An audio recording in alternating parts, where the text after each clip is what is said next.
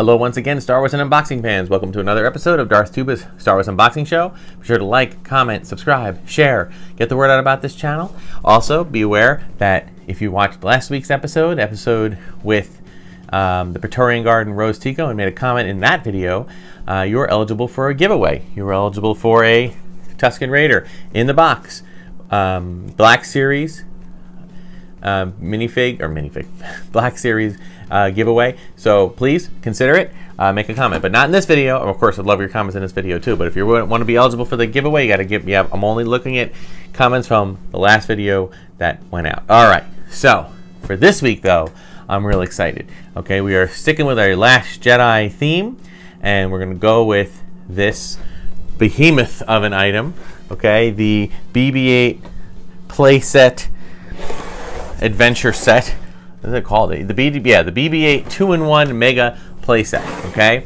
Now this one was quite a pricey item. However, I was able to get with the help of some coupons and some discounted merchandise through it. I believe we bought it at Target, and there was some sales. So check out. You know, it's kind of a from a collector standpoint, it's kind of a catch-22. I mean, on the one hand, if you don't buy it right away, the company like Hasbro might not consider making additional ones later on if there hasn't been good sales on the same. But at the same time, you know, we all have limited budgets, so it's important to try to find the sales when they happen. So I took advantage of some coupons I had, as well as some sales that Target had, and was able to get this for almost half price. In fact, I'm thinking even more than half price, so that's a pretty good deal. Okay, so this is kind of a cool idea. To me, it kind of harkens back, for those that have been around a few years, to the Galoob around the time of Episode 1. They were releasing large size, like this big, like kind of heads of characters or bodies of characters like R2-D2 that opened up into playsets. That's kind of what this is. This is a BB-8, very large BB-8 toy, but I think its main feature is that it opens up to reveal kind of a deluxe playset. All right, so enough talk. Let's get right to it. I have not seen Last Jedi more than twice. I am up for I have reserved tickets for a third viewing very soon. I'm very excited, and hope to be able to see. I've heard some, a couple people are starting to talk about Easter eggs and some hidden gems that are good to think about. All right, so this one, just so you're aware, this one involves a few added items like labels and things of that nature. So I think what I'm going to do is put this on high speed so I can put this together, and then we'll talk about it as soon as we're done. All right, so I'll be right back.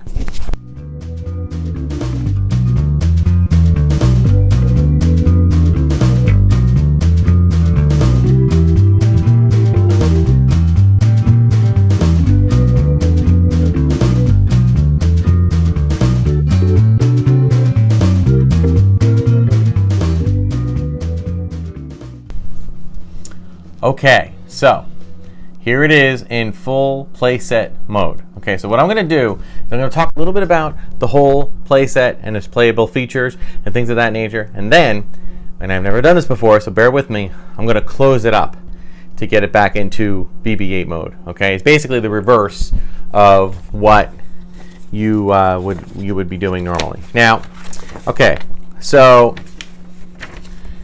first thing to be aware of is that this is complicated. Okay, this is not something like a 4-year-old, unless they're a really smart 4-year-old, are just going to be able to pick up and figure out how to do. Okay, but I think once it's all said and done, it will be a really fun toy. I think the playset factor of it is really, really cool. This kind of harkens back, and if you look at it, people that have been around a few years like me would know this, what I'm going to talk about.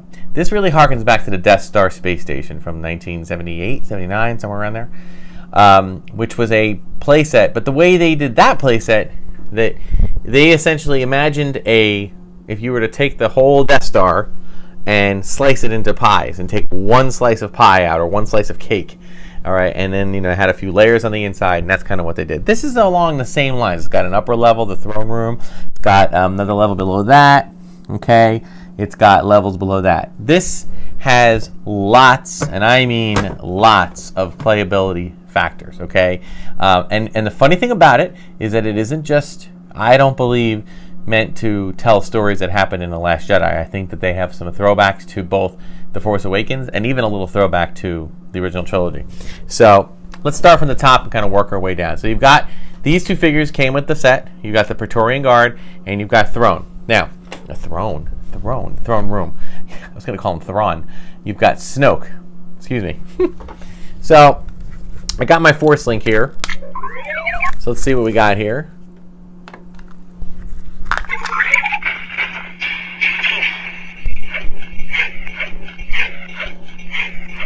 All right, so that's that. Okay, and there's been an awakening. The Resistance will soon be in our grasp. We will crush them once and for all. The Resistance will soon be in our grasp. Yeah, pretty good. Okay, not a bad thing. Now, I will say this. I don't think... There's been an awakening. I know, Snoke. There's been an awakening. Trying to see if there's any... If the Force Link has any connectivity to the BB-8 unit itself. I don't... Let's see. To activate sounds, tap Force Link in wave areas.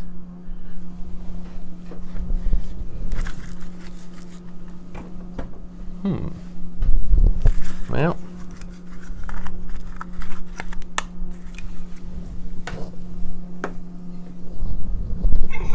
There's been an awakening. Okay, Snoke. Yeah, I'm not. It's a little challenging to do. So, not the best. Although down here we have. Okay, so you get. Oh.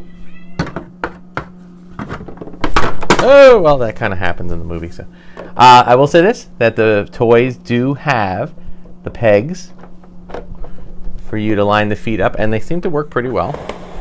It's hard for me to get over here. All troopers to their stations. It sounds like might be David W. Collins. Can't be sure. You got a catwalk over there.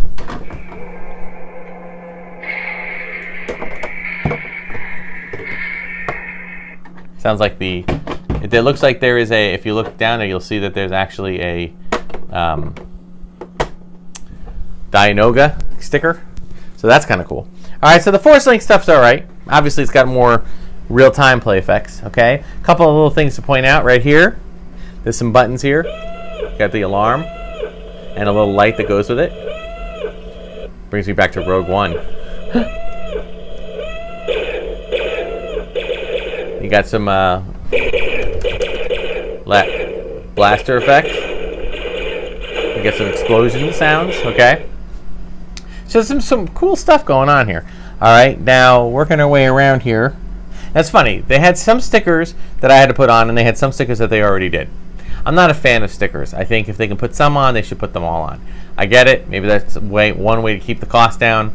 I understand that, but nonetheless. All right, then I want to point out these three buttons right here on the next main level. You can see this level is the best. You've got, of course, this spinning rocket. That's something you can get characters. Ooh. Oh, that's cool.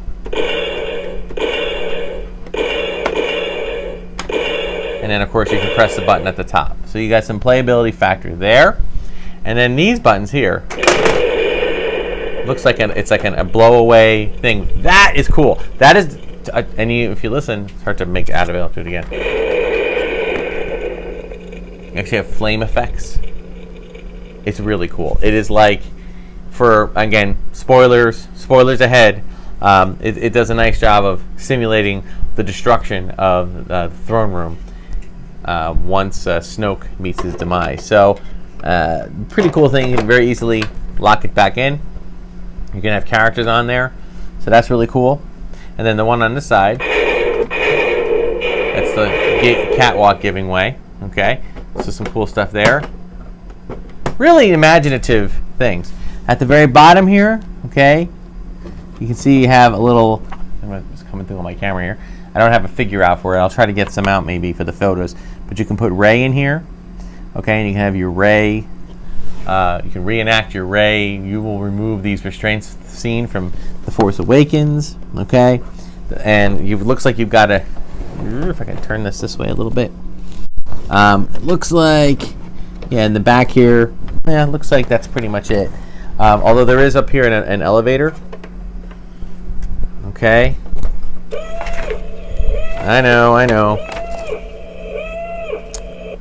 The elevator. Hanger blast. Some figures on pay. Yeah.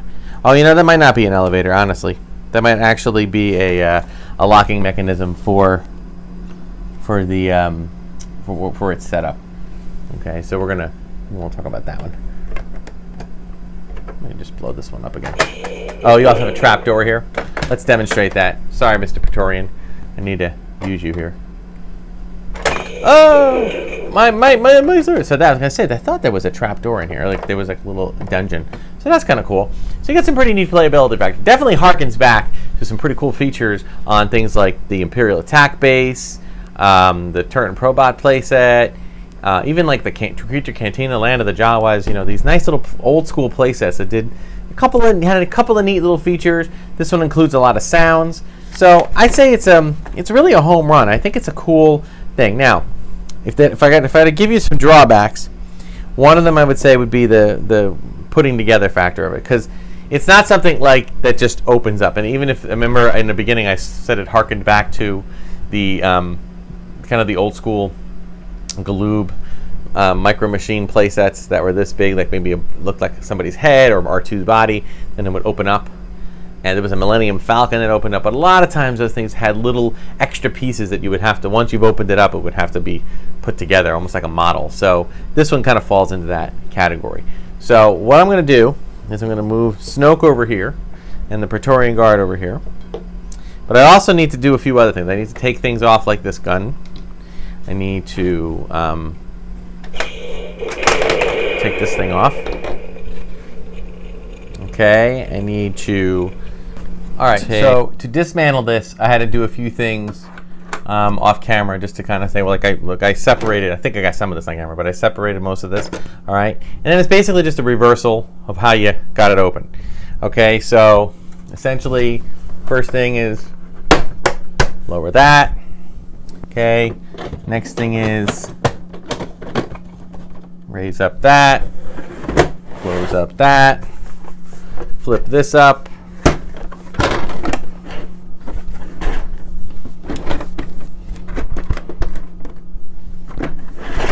Okay, and then you can flip up the back, and there's actually an unlocking and locking thing that you can do in here, and then lower that. Okay, and if you want it to be BB-8, here he goes.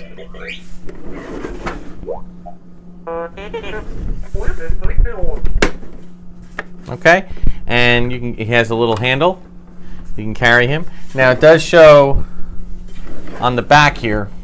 Okay, it does actually give you some options for storage. Okay, it looks like some little pieces and the figures could probably fit on the inside. I opted not to do that, but essentially they have you kind of locking them in a certain way here. And I am not. Oh, I see. So you kind of do that. Then you have this piece, which you can lock in the back. And then you have these, which you can lock in like...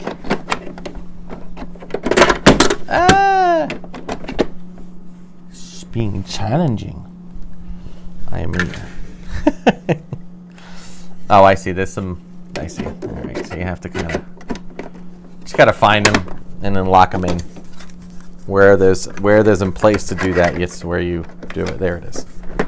Okay, there you go. So, see how there it locks in. All right, so that's not too bad. And all these, I think these guys can actually, I took everything out. These guys can actually fit where they were. Okay, you can leave them in. You can probably leave the figures and these weaponry stored, if not in their exact spaces, very close by. So, overall, I think it's a great piece. Makes a nice handy display like this, or in full out. I think I'm going to display it in full-out playset mode because it also makes an awesome diorama. All these figures that come out, it's a great place to set them up, put them out for display. These, I will give Hasbro great credit for the pegs. They seem to really fit well. At least they did. Snoke I didn't test because Snoke kind of, I can drop him straight up and he seems to stand. I was kind of hoping for a little, waist come apart feature, but I guess they didn't want to do spoilers since, this figure actually, this playset actually came out in 3 months prior to the movie. So maybe the ones that come out afterwards will have the breakaway Snoke. So we'll see what happens. Overall, I'm really happy with it. If I can offer any criticism, it would just be that it's a little bit of a complexity to put together. The price tag, is it worth $200? $199? Well, I guess it really comes down to whether people are willing to pay it. There's a lot going on here, and there's a lot of plastic, so I can definitely see it in the $100 to $150 range. Raising it up to $200, it's like any of the big ticket items that are just toys. You just have to decide for yourself if it's something you desperately want right away or if it's something you want to wait on. It seems to me, though, every couple of years Hasbro does release a few big ticket items, larger items, and even if people wait for them to go on sale, it doesn't seem to matter. So all in all, a big BB-8 fan, so just another great piece to add to the BB-8 collection. So overall, really excited about that. So that'll do it for this episode of Darth Tuba Star Wars Unboxing Show. Be sure to like, subscribe, share. Check me out Instagram and Twitter at Darth Tuba, Darth Tuba Star Wars Unboxing page on Facebook, and email me darthtuba77@gmail.com.